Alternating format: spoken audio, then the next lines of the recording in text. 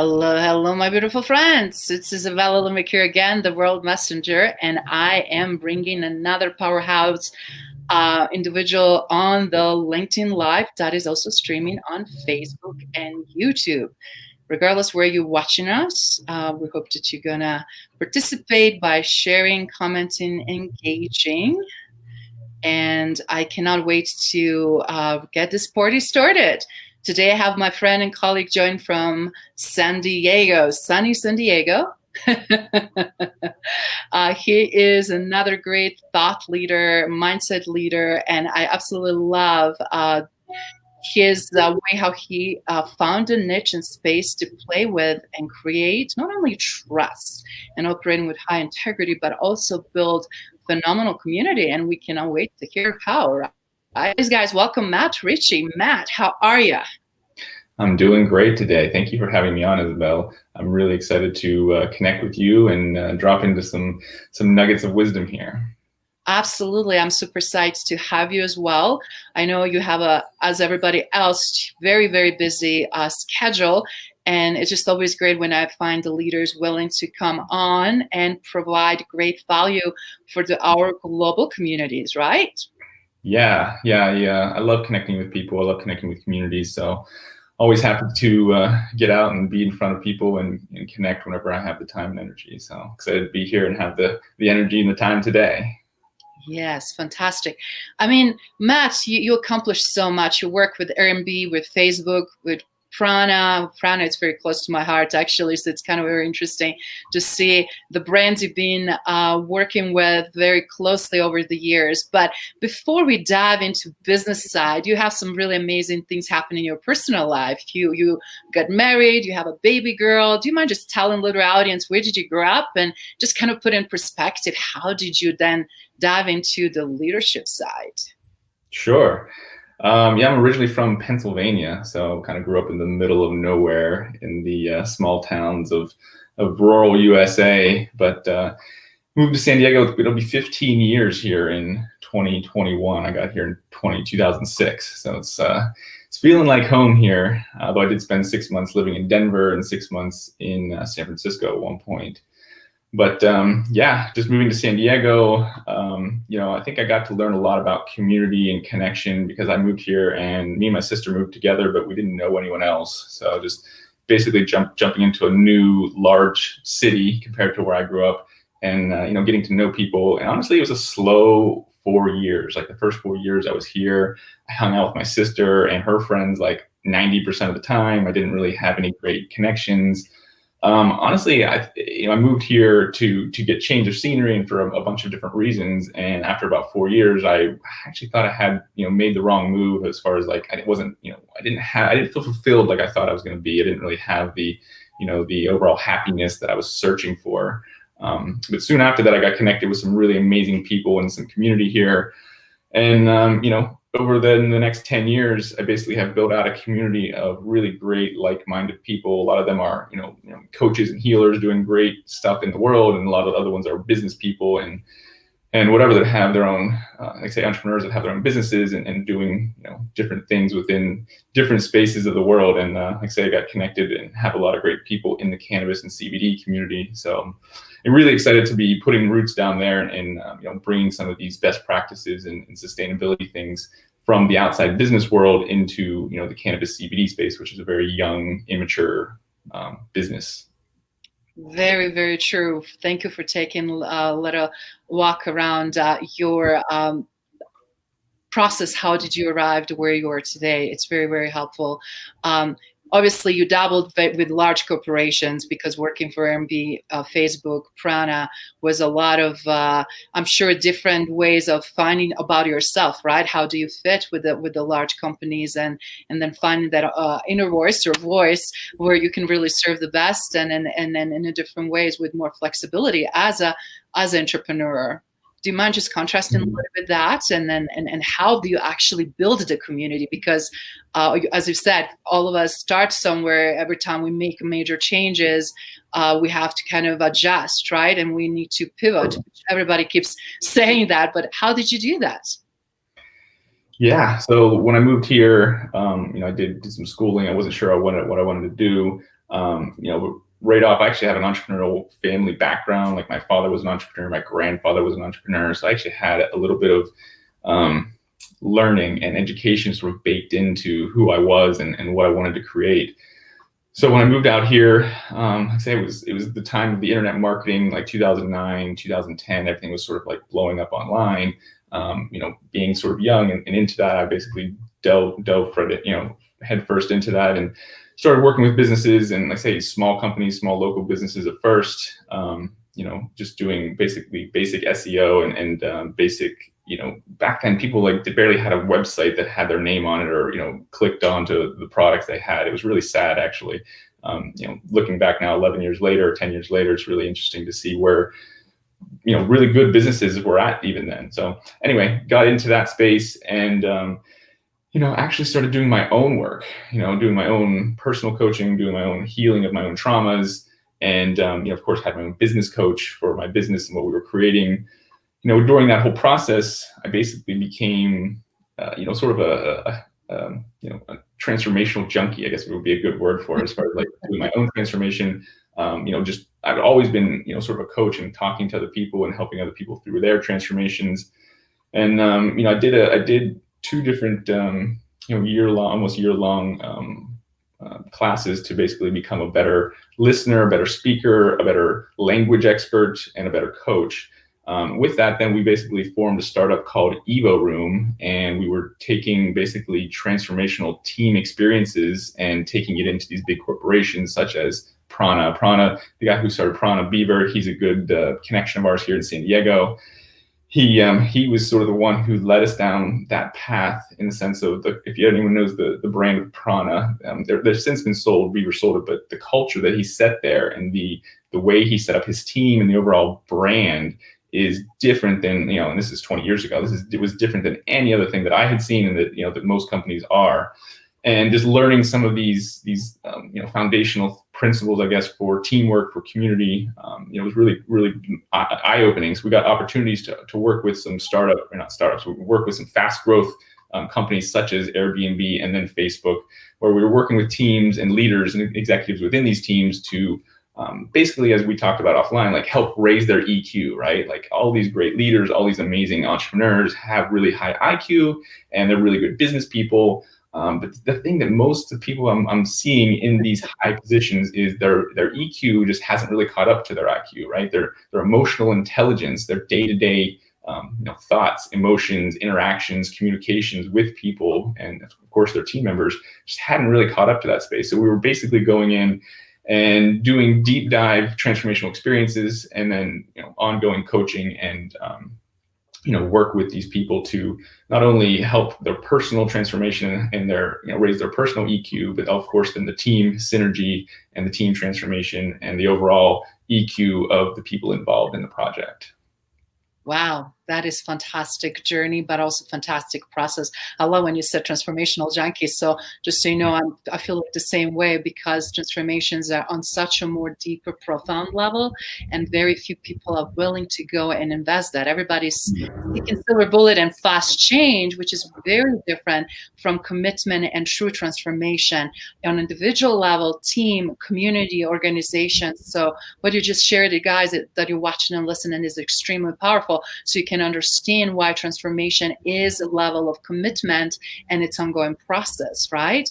But I love what you mentioned also with Prana at the time when you worked and their culture, which is very holistic to my understanding and very aware of around people's behavior, very behaviorally centered around people's well-being, balanced work, what's going on in their personal life, creating space to demonstrate in that in professional and then the way how people are treated. So do you mind just share a little bit more about that, just because that obviously is a huge stepping stone, a cornerstone that I'm seeing actually a lot of now organizations trying to implement. So this might be a very of interest of others that are listening.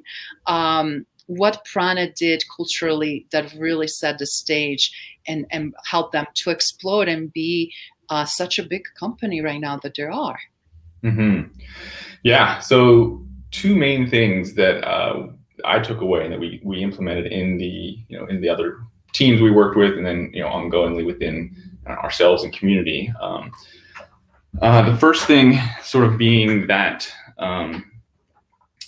we know this, but leadership, everything comes from the top down, right? So if the leaders and or the people at the higher levels aren't embodying the necessary or the desired traits of an organization, then you're going to have a really slow, if not impossible, go at having any type of team transformation or any type of like up leveling in the team from that standpoint. So the one thing I noticed is, of course, Beaver being he was the founder and the main person, like he embodied a lot of the things that he brought into the team. His background is in yoga and breath work and all these really amazing modalities, and he brought pretty much all of that into the team dynamic.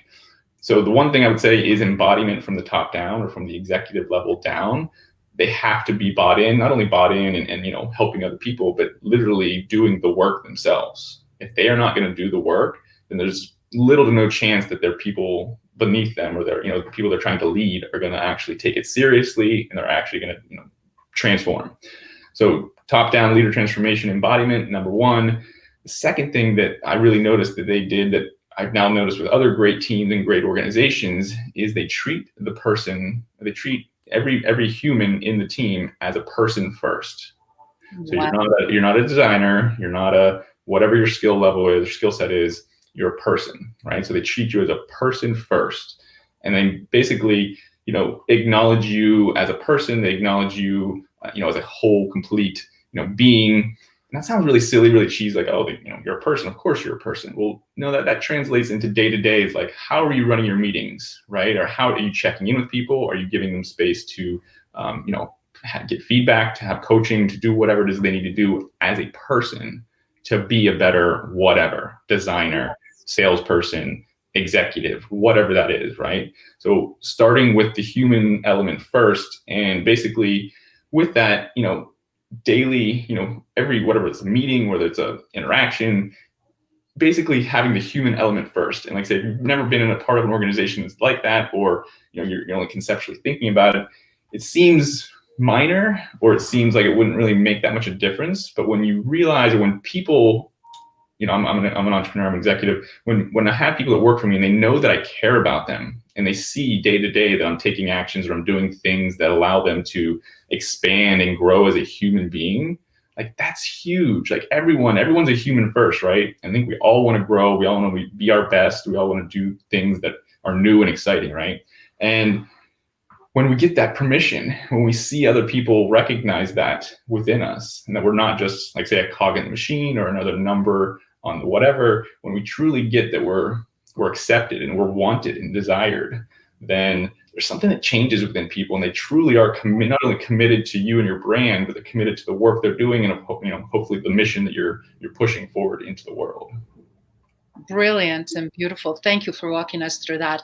Reason why I also wanted to hear that, because we're seeing huge issues right now also, and with other large corporations, where their culture crumble, when there are insufficient ways of leadership skill sets specific on the top. And you're right, everything goes from top down, but then it's also a lot of fragmentation and not bringing humanity into workforce, human element in workforce.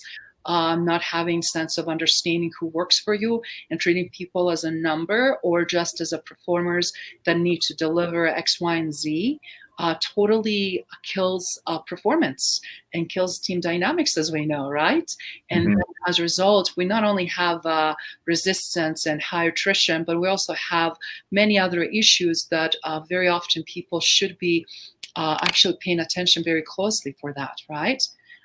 So one of the things that I also wanted to touch on, so I love what you mentioned, how it's important. That's why one of my studies, and one of the things that I'm also seeing in studies that are already being done by predominant agencies from Harvard Business Journal to Harvard Business Review to Gallup statistics. We also have insane amount of leadership gaps right now in terms of skill sets. And specifically now demands of the future lead, in which we will touch in a second.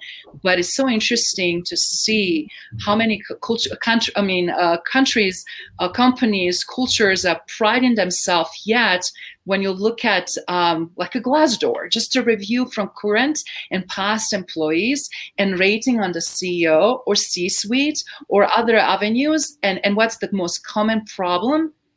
It's like things that actually you can easily fix if you care. And the sad part is it's being noted for the last 3, 4, 5 years. And it just fondums me that certain companies will still not take action.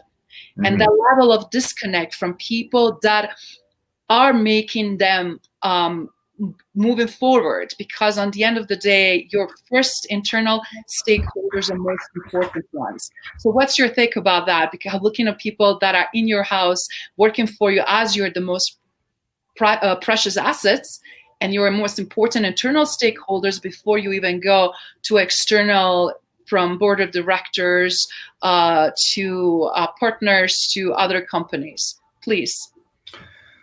So I'm sorry, what was it? That was a long kind of question. Sorry. The question in all of this was, what is your take on and specifically around the talent and then how of internal versus how you view the talent as internal asset versus external asset? Because a lot of times many companies don't see their internal talent as asset. They focus too much on this external assets. I'm just curious, what has been your experience from leadership standpoint? Well, the teams or the companies that seem to be the most successful almost always hire from within, or almost always develop their own talent, right? Because everyone's got talent. I mean, talent is cheap. I'm going to be honest. Talent's not really the first thing I look at when I'm hiring people. Of course, you have to have talent. You have to have some sort of skill in whatever you need to put in. But you know, the human aspect, the connection, the personal connection. You know, I talk with everyone minimally 3 times before I would ever, you know, do business with them, just because you can have one great conversation and okay, you know, fine. 2 to 3 conversations, you get to know somebody, you get to kind of fall in with that. My point being is I love, of course, as a startup, you have to look outside talent. You have to, you know, pick talent from outside of your organization. But moving forward, we intend to bring people on. We actually have what we call like a oh geez, I'm blanking, not affiliate, like a mentorship program, basically, where, you know, people who want to get in the industry or have skills that, you know, they're not sure how they translate maybe into the cannabis CBD industry, you know, have a whole program for them to come up through and basically develop their talent in the space, right? Yes. So what I heard you saying was, so we were at Airbnb real quickly. I'm gonna tell you this quick story. We were at Airbnb in 2016, and in 2015 they were like top 5 in that Glassdoor ranking you're talking about. Like Glassdoor put them like top 5 places to work, great leadership, all this stuff, right? Like really, really high up in the rankings. And by 2016, I think they'd fallen out of the top 30 or 50 for sure. And because that's when we got there in 2016. And basically what was going on is they had, you know, Airbnb was a startup at one point, right? Like I don't even know what year they were founded per se, maybe 2010, 2008, I don't even know. Either way, by 2016, 2015, they were very, very, very large, right? And all of that startup energy, all of that, you know, magic that really was there early got dissipated or like stretched out throughout the company. And the energy within all these teams, or most of the teams, was nowhere in alignment with what the overall, you know, energy that they created the company with and what they wanted to build from. So what they did is they, you know, looked at people like us to come in and potentially like re-harbor these, you know, these values and this you know, inspiration, these desires to you know, make the world a better place, essentially. But what they failed to do was that from the top down, they weren't embodying these things. They were actually super focused on their IPO, which was happening in 2018, 2019 there. And every single thing that they said they wanted to do, they did the opposite of what would happen or what would make that come true. So, you know, of course they brought us in and we worked with some teams. We had some success on small scales in teams, but it's a huge company. I think they had 30,000 employees or something like that, or 15,000 employees. It was a ton of people. And every single thing that we noticed from the top down, or, you know, people from executive positions, was completely out of alignment with what we were trying to create basically, and it was all towards money. It was all towards this IPO.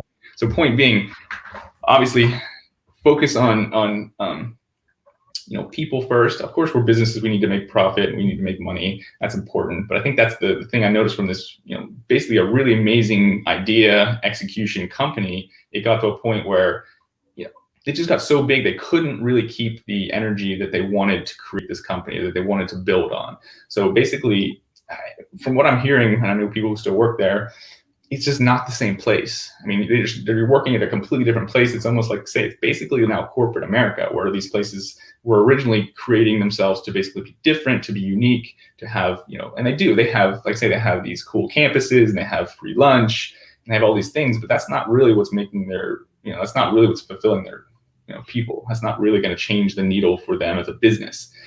And I think Silicon Valley is growing up through that in a sense, like, hey, like, we threw all this free stuff at them, and that's cool, but long term, actually, people are still leaving because they're not fulfilled in the work they're doing. They're not connected to the why we have as a company. And as a big company, as you get bigger, it's really, really, really challenging to hold that energy and to hold your executives to be embodied in that energy. So what we noticed is, everything they thought they wanted to do, they were on the right track mentally, and they were bringing in things to help potentially do these, but then all their personal actions and all the things that they were talking about publicly were all around money, all around the IPO. And it just really, we got out after about 6 months of working there because we're like, this is a losing battle. We're basically just wasting our time. What we did actually, though, is we created some people within the organization who didn't want to be there anymore, which was fine by us in a sense of like, whatever, but we realized it wasn't serving either of our, wasn't serving us to really basically disrupt these teams and have them leave the company or have them be disenchanted when they go back into the flow of things.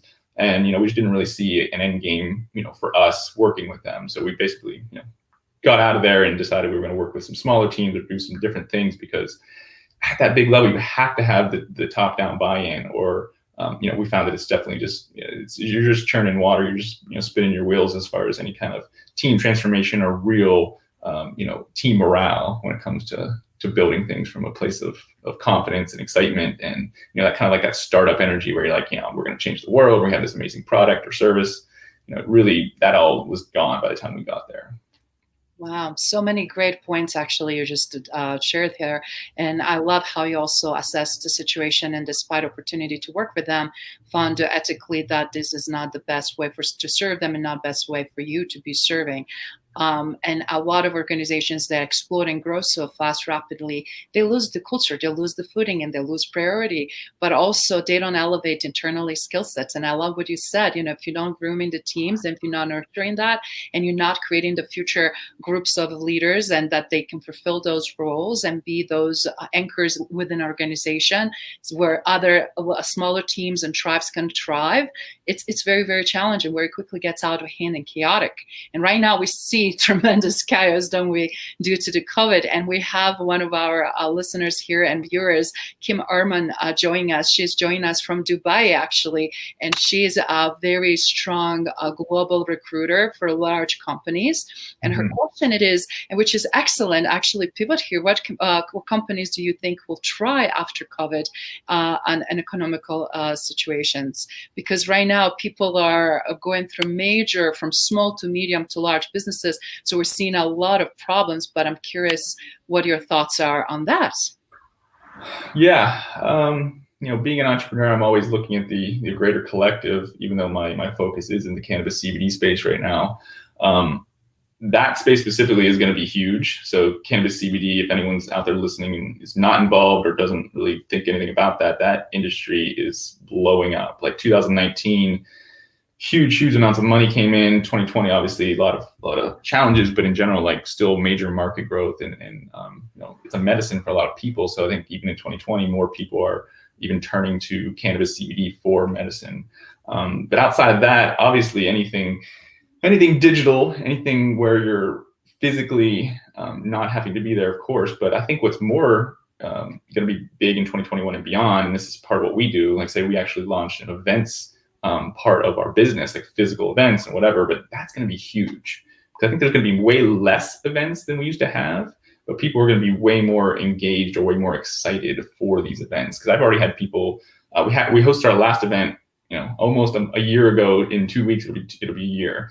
And over the last year, of course, I've talked to tons of people, and people want to get out and connect. Like, we are human, social creatures, and to have solidarity, or not solidarity, like to be in isolation and to like not connect with people is not natural. So what I see in the future is companies or organizations, and I know a few in the cannabis space went out of business, but people who can throw or host amazing connected gatherings. That is going to be, I think, we're going to get back to events here sooner than later, but I think the large, 50,000 person expos and stuff like that, those are going to be a little less or less attended, I think, in the future. And I think there's going to be a push towards what we were actually creating, which is smaller, more intimate events where people connect. They can have a little more feeling of safety, or feeling like the container or whatever, especially in the short term, with COVID and everything. But basically, we intend to get back to those types of events where it's probably 50 people or less. And we're, sort of networking / learning / just connecting and going over and masterminding ideas. But I think that is going to be what I see, especially, obviously in cannabis, but in anything, people want to connect. And, we're going to get back to a place where, people will feel excited and safe to do so. And I think, the old ways of doing events is sort of dying off. And I feel like there's going to be some newer, I come up in the, the transformational world, and, the whole old event of like going to a hotel and sitting, 200 to 300 people in front of a stage and someone speaking on stage. I've been so tired and done with that model for a long time. I'm hoping this finally kills it to a certain degree, because I can't agree more. Yeah, because I'm so tired of hearing thought leaders speak from stage at people. It's just not really a great format. So point being, I think there's going to be a push and a movement into more experiential learning and more interactive events, both physical and of course online. But I think those are the type of companies, or those are the type of things that you're going to see more companies and brands utilizing in 2021 and beyond, because the need for connection and the desire to connect with community, both from a brand standpoint and of course human to human, it's not going anywhere. It's actually only strengthening. Love it. And I think it's a great perspective. And you pointed out really something solid here for everybody that is listening and watching, because people are really now more than ever recognizing not only connection with whoever, but very intentional connections in their own space, professionally and personally, where they can have a really trusted environment that can go through breakthroughs. And they know that whatever they committed to, it's going to be tremendous value. It's going to be lasting. It's not going to just be motivation and rah, but also strong support. People identify with their ethics, with that they're operating under integrity, and all of those key elements that we're seeing so unfortunately missing in so many environments. And as a result, people are getting smarter. Not only because of social media and communication and sharing their experiences, but people are demanding and they want they wanted to experience what they're being sold for. So I think you're totally right. It's going to shift and change a lot of events that were not as effective or not tailored and catered to the groups and to communities. We have a Deborah here. She just wanted to highlight here that you had shared some really good points regards to hiring, that companies need more people with a high character and a work ethic, as well as dedication. And I think that's what we're looking right now with the workforce, right, around the world. And right now, I feel like we never had opportunity to really look at for great talent globally as we're doing right now, because some of the teams will continue working solely virtually, right? And then whenever it's possible, meeting, once a year, twice a year in person. But now we can tap into talent anywhere in the world for most part and create a phenomenal strategic, not only partnerships, but also really specific types of communities, which are we going to dive into right now. So do you mind sharing, how did you start creating your own community and your inner circle, and how that rippled and created tremendous success that you're experiencing right now? Absolutely. Thank you. So like say, my background's not in cannabis and CBD. Personally been an enthusiast for about the last decade. It actually helped me in my transformation. I had a lot of unhealed trauma, and actually had a repressed memory for about 15 years. And when I used cannabis for the first time, it kind of opened up some new gateways to those memories, and it really helped me to start that journey of transformation. And that was about 10 years ago. I used cannabis for the first time, and seeing the benefits both for myself and people that I knew personally, most of them very successful. I've been doing some like what I call cannabis mastery coaching for the last 5 years, where if you're not in the cannabis space or you don't use cannabis, of course, not all cannabis is created equal, and not all doses are created equal, right? So like helping people get their mindset around their cannabis use, why they're using it, how they're using it, when they're using it, all the things of basically breaking down, getting into your mind, as opposed to just letting it be something you do or something that is a habit or something like that. And then titration basically just means, what's your dosage? You can have one hit of something or a small dosage of an edible or something, which would be completely different than like doing a full bong rip or dabbing something or whatever, like having high doses of THC. So, working with people, working with myself for the last now 5+ years, very, very, very closely. I've always been close and peripherally to the cannabis industry, and we were doing experiential events. And in 2015, we had an event that we called Lifted. We did a full day-long event where we brought in experts to speak, and we had, of course, like some transformational experiences that we did while getting lifted. And that for me was kind of a turning point. This is like in summer of 2015, and after that, I just kind of, in my mind, I knew that in the future that I would be doing something more with cannabis. So then fast forward, my daughter was born about, it was 2 years in September, and I took about 4 months off. And so beginning of 2019, then just about right now, I was doing some meditation, some introspection of what I wanted to do next. And, the calling of this plant really was very strong for me. It's like, I got this calling that, this industry is new. It is bursting. There's going to be a ton of energy / money into this industry. And seeing as I want to see it be, quote unquote, not the next alcohol, I want it to be seen differently. I want it to be seen as a medicine, as a tool, as opposed to just like I say, an alcohol or something else that you use recreationally or to tune out or to whatever. And, I basically tuned into like, this is one of my callings, is to really bring my stories and my knowingness of how this plant's helped me and many other people, bring that to the forefront, bring that into the space so that people can change their mind or change their perception of not only people who use cannabis, but maybe their desire to use cannabis, so to speak. So anyway, I got that calling basically 2 years ago right now. I just jumped in. I started having conversations. Now I've had over 500 conversations with people that are either running businesses or executive level in CBD and cannabis companies.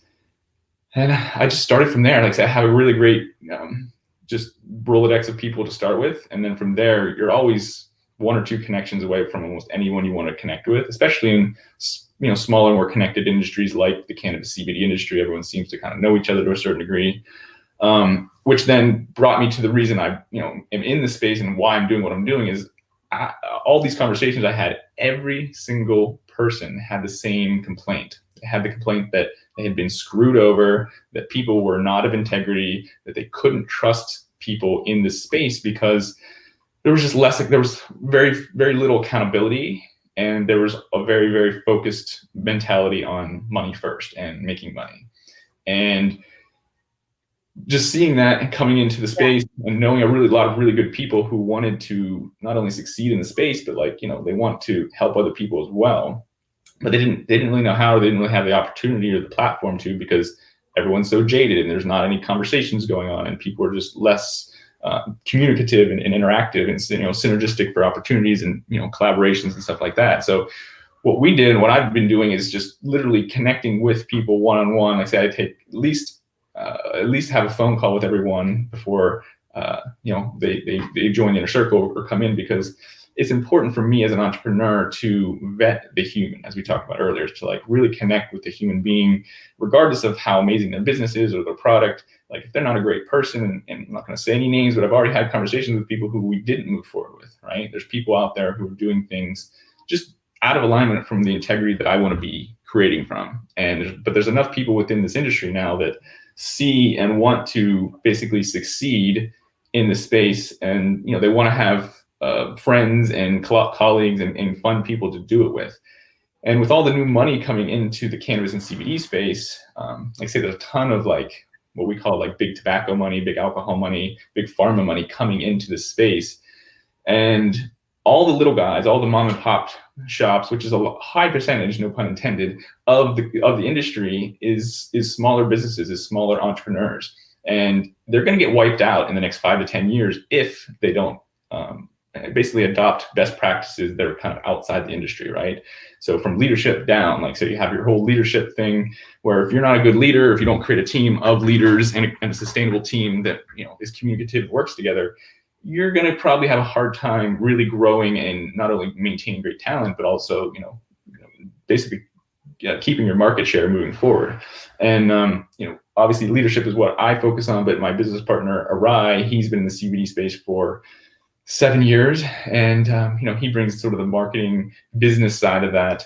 And, we bring that together in this inner circle where, people come in and they can be, they're interested in community, they're interested in connection. And what I'm noticing is that everyone, any industry, whatever it is, like everyone wants to have friends. We all want to do things that are fun. We all want to do things that are like with people that we enjoy doing things with. Because that was the biggest complaint. People were getting screwed over. They didn't know who they could trust, and they just weren't having fun. It was like almost, it was painful to like have to like reach out to people and like, try and work with them because there's so many just bad actors in the space. So horror stories. Yeah. So what I noticed an opportunity was like, hey, like we can create a vetted community of like-minded professionals in the space, because it's a small space, but it's big enough where, if there's 10,000 or maybe more than that, 100,000 people in the space, I know 1,000 of them are going to really, really resonate with what we're doing with the, we're starting from a place of integrity and trust. And that's basically the main factor we want to bring to the table. Of course, we're going to bring business, we're going to bring leadership, we're going to bring all these really cool tools. But the main thing is like, hey, like if you show up here, everyone that you're connecting with and you're communicating with and you'll do business with has been vetted and they're in alignment. If they're not, we're going to hold them accountable, because that's the main thing that's really been lacking in the cannabis industry. Just there's no accountability, and there's no like, not that it needs to be a centralized place, but like people coming into the industry don't know about the times this person screwed over the 10 people previously, and now they're going to work with him, and that cycle continues, right? So people are very, very just jaded and kind of guarded in this industry. And what I've noticed is when you lead with integrity, you lead with how I lead, then people open up and people are kind of like, oh, this is what I've been looking for, but I didn't think it existed in this space. And me coming from outside the cannabis space, masterminds, group working, this is the norm, right? Like basically, rising tide lifts all ships. That's my mentality. And that's not the energy. And that's definitely not the focus of most of the people in the cannabis and CBD space. But we're changing that. And we're really, hoping that people are not only excited, but like, there's some real energy behind this, because we know that there's going to be some huge money and some huge corporations coming in the next 5 years, because it's still not fully legal on the federal level. If it becomes fully legal on the federal level, we're going to see, a deluge of just money coming in, and it's really going to cloud the industry even further. So you really need to make sure you have great connections, you have great suppliers, and all of these, between business and personal, you need to have these really great connections to basically weather the storm that's coming. So whether the storm comes, this year or in 5 years, whatever it is, we need to be, we as industry professionals need to be united, connected, and basically have long-term plans in place for the money and the businesses that are coming to take it. Wow, that is fantastic. I love how you walk through the process. And I have to say, this is very common in other industries in terms of lack of integrity and space, where we again mentioned lack of leadership and areas that both of us are showing up and doing. And I'm glad that we depict specifically this particular community, because it's been legalized, obviously, in the state of Colorado. It's a lot of implications from legal standpoint. A lot of individuals that are dabbling into that, they're not fully understanding their responsibilities that come in. A lot of them are all of a sudden growing, and they really don't have a good infrastructure organizationally. So I'm not surprised to hear so many horror stories and pain points. But in the same time, I also remember when I was chatting with couple owners in Denver that just exploded so much that they were hiring, and then they had a hard time maintaining talent. And then we had a really crazy thing happen right before, obviously, in 2019. I remember prestigious restaurants in Denver could not keep up with the great talent also there, because people were going to work for cannabis industry because they were paid better and more. And then there was this like whole crazy things going on. I was like, what is else going to happen here? And anticipating the shift in need, obviously. But as you know very well, not everybody's motivated with money. Everybody's motivated more on the end of the day to know that they will have a flexibility that it demands for their lifestyle, for their personal stuff what is going on, and an opportunity from growers all the ways to end users, and bringing quality product to the market. Personally, I'm not a user myself, but I had a couple of friends that had a cancer and they used for medicinal purposes. Helped them tremendously to ease their pain. Unfortunately, both of them passed away. And for me, that was the closest opportunity to really see an early adaptation of the edibles types, and as you said, with angle that it is making a difference and impact, a positive side of it, right? But as anything, we can easily see how people can, if they're not managing themselves very well, take things out of control, and hopefully we'll see much more better structure. I'm so glad you pivoting so well in that space.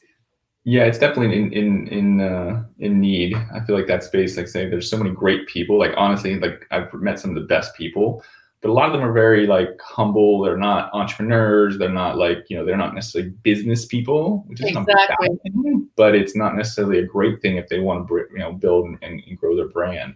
So I love the people we get to work with. Like say, it seems like the people who are most aligned with what we want to do are these, like say, mom and pop kind of businesses, people who are, in it for the love of the plant. And that's really the distinguisher that we see. You have the green rushers, people who are, basically just getting in for the money. And you have the people who are really there for the efficacy of the plant and the medicine. And you can have both. You can obviously you need to make money as a business and as a brand, and, keeping the main thing as far as the medicine and the people. That's what I see. Some of the bigger brands that are just, about money, about whatever, like there's some culture behind there, cookies and a few other brands are doing really well. But the big ones are the ones I see that are, building and growing the most are the ones that are patient focused, that are customer focused, that are a little bit more, we'll just say, outside the traditional smoke weed all day culture, and that's one of the things I'm seeing in this industry is, most of the executives, most of the founders, almost everyone in the industry uses cannabis. That's not a bad thing, but it's more about, hey, like, is this serving you? Are you using it at your highest, into your highest intention, right? And that's one of the things I've noticed for myself, and like say people I've worked with in and out of the cannabis industry. We all have vices, we all have things that we use, but we don't always break down why we use them, and we don't always know the intentions behind why we're using them. And I think that's a big thing for a lot of people in the cannabis industry, myself included. Like, we have work to do. Everyone has work to do. And, if you're using cannabis daily, you can use it as a transformational tool. You can really, have a whole program that basically can take you through a titration and help you basically get clear on why you're using it, and help you to really just use it more powerfully. Because that's what I've noticed about this plant. It's extremely powerful if you use it intentionally, if you use it correctly. That's dosage, setting, like I say, intention, all of these things.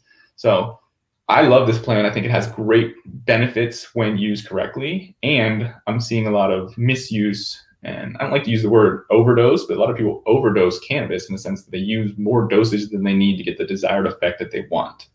And from that, I think, if we can get to a better, we'll say, setting, dosage setting for people, I think there's some breakthroughs to be had. I think there's some, leveling up from an internal standpoint, right? To be better leaders, to be better people, to make better decisions on a moment to moment basis.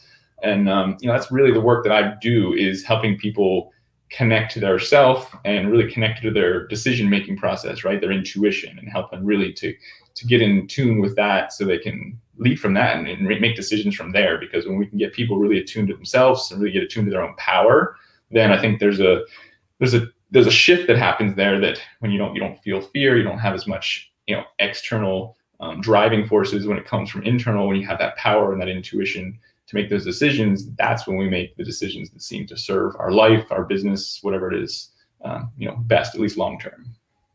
That is great, because specifically right now, a lot of people are dealing with a lot of anxiety, and I know that some of them are having chronic pain, and medicinal aspects of it are help them to get through it specifically with seizures and epilepsies and whatnot. So I see a lot of side, because again, I'm been dabbling with this for a long time, just kind of seeing what's going on, not only in my community from legal standpoint, but also from consumer standpoint. And then of course echoes further as we have a call here, Sean Watkins mentioning that they had them just made illegal in New Jersey, but they have not been any structures set up yet for medicine.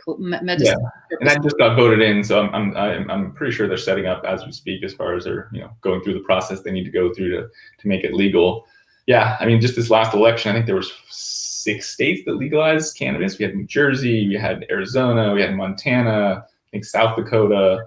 We just had a bunch of places that are saying, hey, like, the time is now that we need to not only decriminalize this and not make people criminals for using it, but we need to bring it into our health system. We need to be able to look at it objectively and use it for medicine in our system. Everyone's just, not everyone, but a lot of the states, or the higher ups, if you will, are just now starting to realize that. I think I think it's kind of hitting a tipping point. We talk about the collective consciousness, and cannabis has been, I think 1996 in the state of California became, medicinally legal, which was basically legalizing it, because you could basically almost have any condition and get a prescription for it. But basically since then, 25 years now, slowly bleeding into the collective consciousness that this is a medicine, that this has better uses, that there's science behind it, there's people that it's saved and or changed their life, and that there's time to it's time to treat this plant with the the efficacy and the respect that it deserves.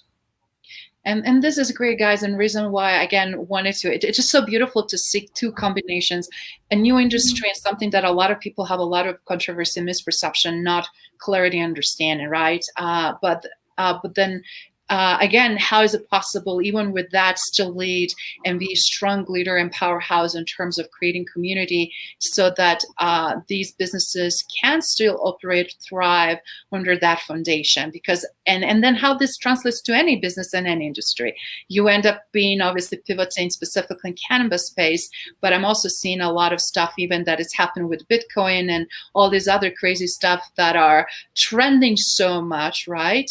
Yet similar situation happens in those communities, because I was dabbling a little bit in that 3-4 years ago and looking what was happening in that space. So any new innovative solution that we're seeing, either from technology, product, or services, is definitely challenging the users, but also people that are quote unquote leading that space. And consistent theme is, no matter what we do, we can't escape having good business savvy model, good structure, in order to have a good running business, right? But you cannot have a business with the great people and then base who you are, who you attract, who you hire. And one interesting fact is, as statistically, over and over in my situation, every time I will do analysis or specific tests to see with the makeup and DNA of the team, will always be the people usually are hiring similar people to themselves. And it's so funny. It's like, you can't solve the problem, as you know, Matt, if we're sitting all around the same room and making decision and having same point of view. We have then so many blind spots. We're not willing to really deep dive and really examine the problem from the holistic approach. And that is what I feel like it's so much needed. And I just love how you brought it in the industry that is blossoming right now, and making, actually, my opinion, based again from medical standpoint, so much a positive use and positive outcomes for people. We're also having Albert here join us, and he has a great question. He loves the conversation, and he has a question for those participating in the business niche, like obviously cannabis, protecting the entrepreneurs from being confused with illegal dealers.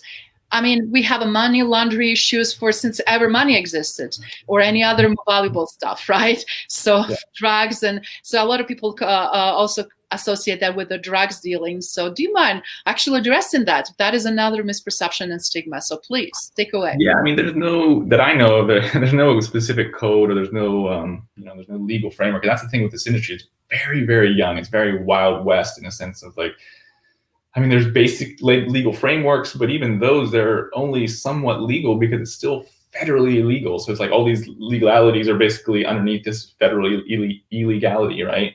But to answer his question, I mean, you're not going to really get confused with illegal dealers when you're in the space. I mean, you either have a legitimate license or you don't. In California, though, 50% of all cannabis sales are still black market. It's probably probably similar in whatever. And this has been the plight of any legal state. Even after going legal, they're still seeing a high percentage of the market on the black market because of the pricing and the taxes and everything that kind of goes in with that. And what we need to do, and I don't know if this is answering your question, Alberto, but what we need to do is create better laws and regulations to bring everyone on board. Because here's the thing, like the more, like say, we need to bring as much of the people on board as we can, because there's always going to be a black market if you create laws and if you create processes that cut people out. And right now it's very restrictive. It's very hard to get in. It's very hard to have any legal framework you need. And this is California, but in general, it takes a lot of time, energy, and money to even become legal. And there's some of the best growers, from what I hear, in California are not legal, and it's like that's crazy to think about.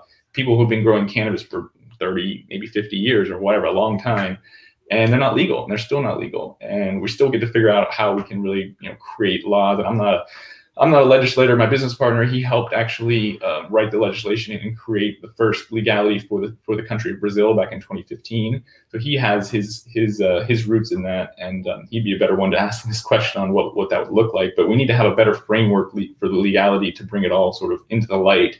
You're never going to get 100%, but you can get a much, much larger percentage than we have now, which is basically 50-50.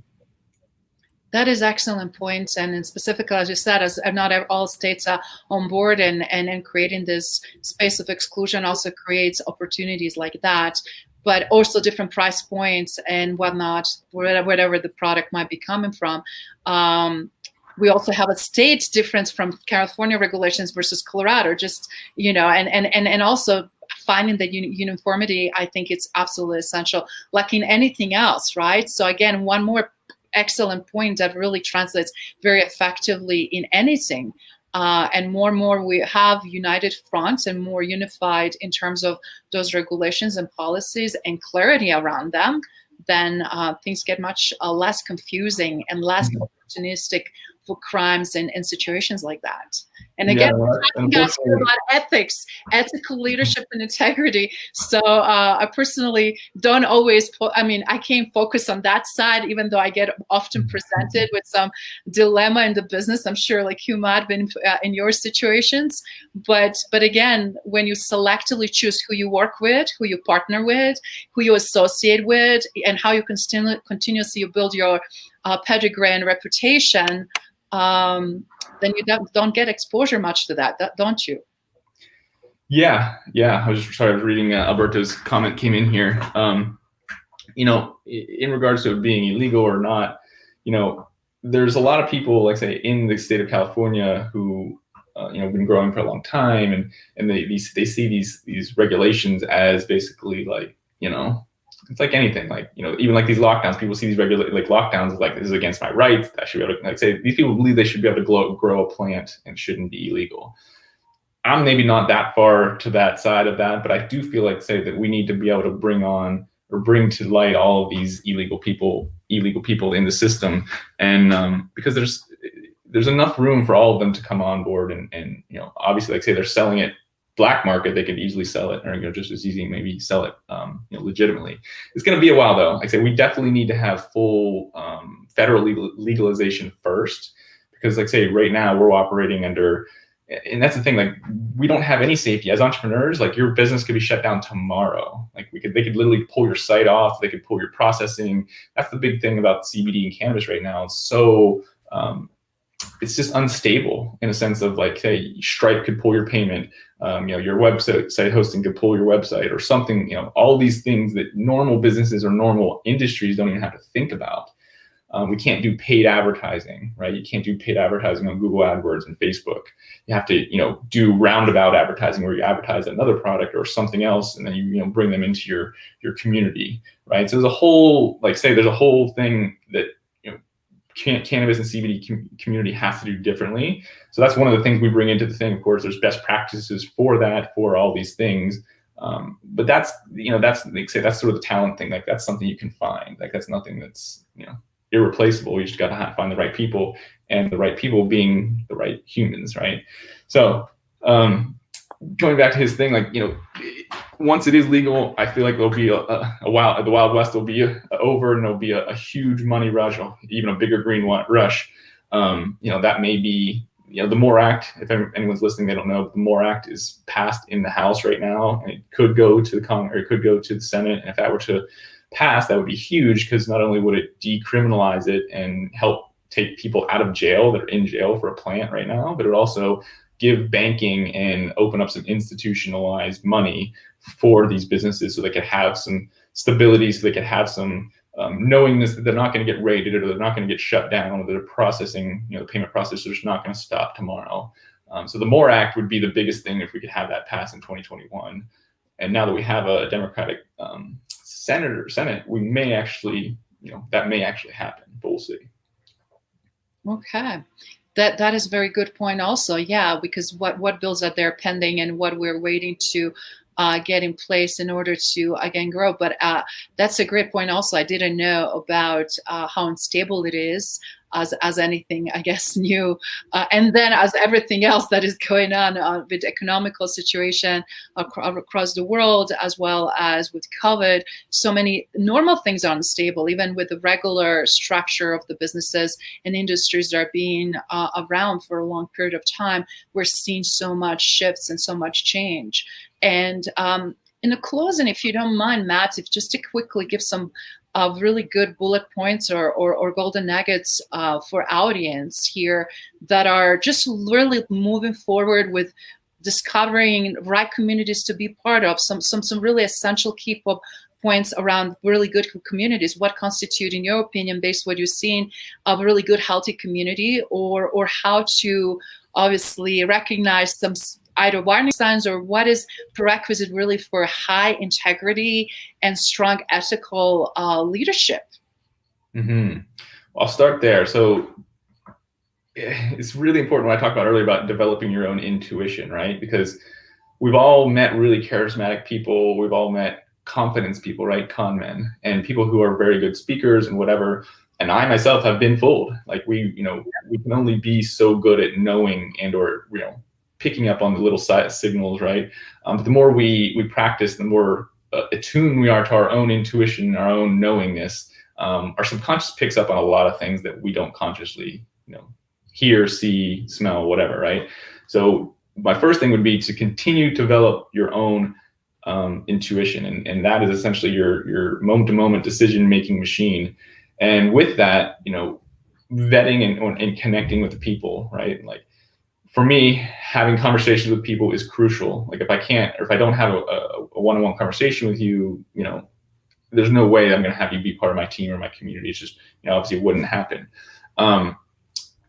What your question was though, like how do we build communities, or how do we really get this to be implemented in communities? As I mentioned before, I think the two main things are top-down embodiment. So if you are leading a community or you're leading a team, you have to be doing the work. You have to be in the trenches, doing whatever it is, not only from, like, say,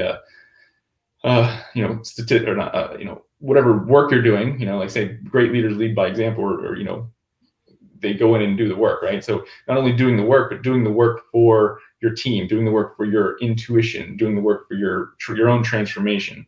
And I feel like the communities I see that are the tightest, and the teams that are the most high performing, we'll say, are the most connected. And here's the thing: most of those teams, their leader is almost the same as them, if that makes sense. Like they don't put them on a pedestal. They're not treated differently. The leader essentially embodies all the things that they need to do as well, and basically becomes part of the team. And that, I think, is a key for not only teams, but then communities. Is like, if I'm in a community and I see the leader doing something that seems off or that's out of alignment, that right there is going to, I'm not going to trust him as much or her as much.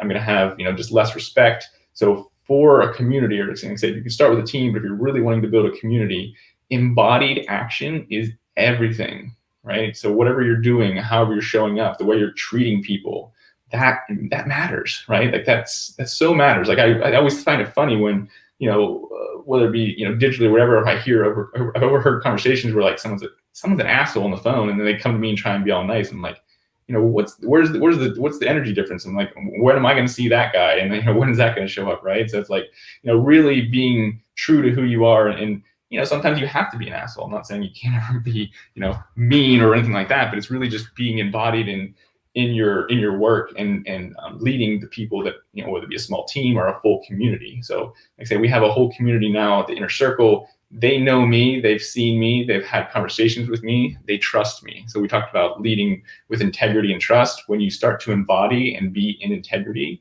with your actions, with your words, with whatever it is you're creating, that automatically gives you a layer and a level of trust that they'll do more for you then when they trust you than they would, if they don't. So if you can create the embodied leadership, that leads to trust, which will ultimately give you a following, whether it be a small team or a growing community.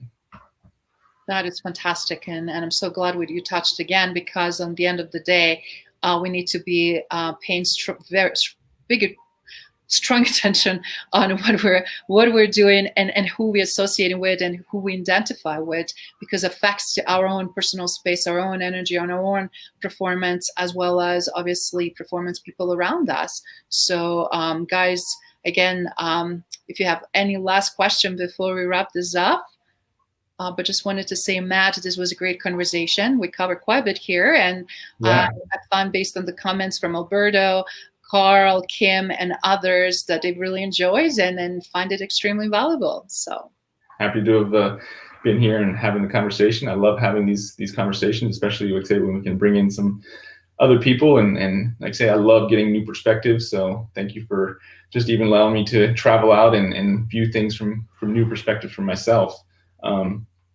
If you wouldn't mind, like say, we are building, if anyone's out there in the cannabis and CBD space, we are building a really great community of people. So if you are in it, or someone who's in this space, have them reach out to me. Matt at Mr. Cannabis is my email. You can go to innercircle.biz. But if you're in that space and you're wanting to be successful, which of course, if you're in that space, you want to be successful, we have a community, we believe, that's going to not only change the game from a leadership standpoint, but also just change the industry. So we're going to be having, we do weekly masterminds. We have bi-weekly guests come on and speak about different things. But we have a really great community starting around CBD and cannabis and how you can lead that industry into not only 2021, but just the next 10 years is really going to be quite the ride in that industry.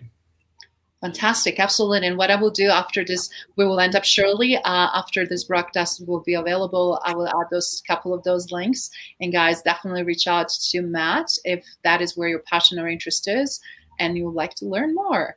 Matt, pleasure as always. Great to see you blossoming and growing and finding your niche and just taking that with such a great, again, strength, inner strength, balance, and great leadership. Kudos. Thank you. I really appreciate your time and energy, and thank you for bringing this type of stuff to people. We all need more leadership. So 2021 and beyond, let's lead more empathetically. Absolutely. And let's dispel all the fears and all the misperceptions from industries to whatever might be the case. And that's why we're having these conversations. So I'm glad you could join us and share more so that we can have a more progressive way of thinking, right? Every day we've got to keep evolving. I think our thoughts are continually changing, especially in this time and space. It's faster and faster. So being open to new opportunities and possibilities is it's going to be a key thing moving forward. Fantastic. Okay, Matt, have a great day in sunny San Diego. I'm jealous, but I'm also very happy where I'm at. So I guess snow skiing and other activities here where I'm at. So I guess it's great, and hope to be soon able to travel to San Diego, actually. So hopefully soon. Come enjoy the sunshine. Yes. Take care. Cheers.